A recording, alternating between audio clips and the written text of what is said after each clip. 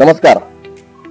आज आयटे देवनगरीमध्ये सर्वप्रथम electronic media, print media यांचे आम्ही स्वागत करतो।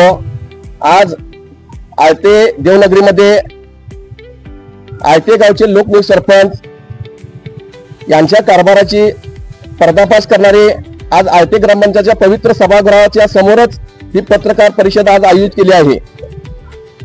ही पत्रकार परिषद घेण्याचा उद्देश हा एकच आहे की गावातील नागरिकांना स्वतःच्या स्वार्थासाठी वेगवेगळ्या योजना ज्या असतील त्यापासून वंचित ठेवण्याचं काम व लोकांना वेठीस धरण्याचं काम हे लोकनियुक्त सरपंच करत आहेत। या संदर्भात असे भरपूर मुद्दे आहेत, 35-40 मुद्दे आहेत, परंतु आम्ही आज या पहिल्या पत्रकार परिषदमध्ये काही 8-9 मुद्द्यावर ही पत्रकार परिषद आज आयोजित केली आहे। येणाऱ्या काळामध्ये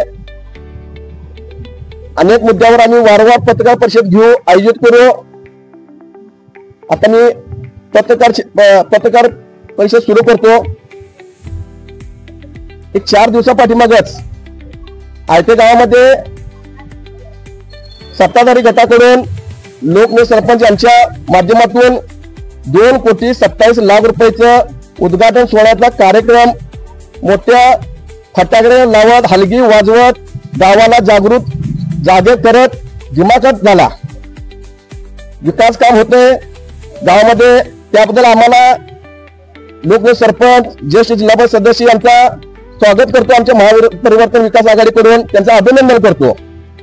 परंतु उद्घाटन करत असताना या कामामध्ये जी कामं मंजूर आहेत, ज्या कामाचे वर्क ऑर्डर झाले आहे, ज्या कामाची टेंडर झालं आहे, ज्या कामाचे प्लॅन एस्टिमेट मेजरमेंट झाले आहे, त्या कामाची उद्घाटन न घेता फक्त गावातील नागरिकांना भूलभुलैया करण्यासाठी, आकडेवारी फुगवण्यासाठी फक्त उद्घाटन सोहळा हा झाला आहे।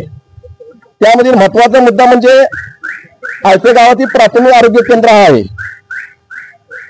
या राज्याचे आरोग्यमंत्री, कोल्हापूर जिल्ह्याचे सुपुत्र आदरणीय आंबेडकर साहेबांचं प्रथम मी आमच्या आयटे ग्रामस्थांमार्फत अभिनंदन करतो। अभिनंदन यासाठी की आयटे गावातील प्राथमिक आरोग्य केंद्राला तिने 45 लाख रुपये प्रशासकीय मान्यता दिली आहे। आणि हा प्रशासकीय मान्यता, हा निधी मिळवण्यासाठी आयटे गावातील सुपुत्रच मोहित जासूद या व्यक्तीनं हा पाठपुरावा करून हा निधी आणला आहे। यामध्ये कोणाचंही श्रेय घेण्याचा प्रश्न येत नाही। मोहित जासूद हा कॉन्ट्रॅक्टर आहे, त्यांना हा पुढाकार घेऊन हा निधी आणण्यासाठी प्रयत्न केला आहे, परंतु श्रेय आज कोणीतरी घेत आहे, याचं दुर्दैव वाटतंय। स्मार्ट या PSC ला जे 45 लाख रुपये अनुदान मिळाले त्याचं फक्त प्रशासकीय मान्यता झाली आहे।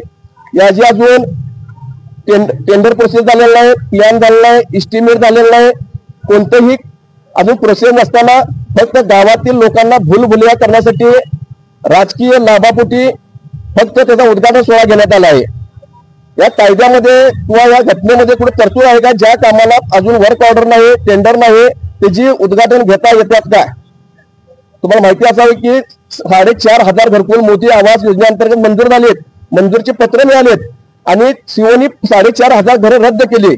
तू पण हा काही शासनाच्या काही पॉलिसीमध्ये जर रद्द झालं तर त्याला जबाबदार कोण? हा मुद्दा। दुसरा मुद्दा,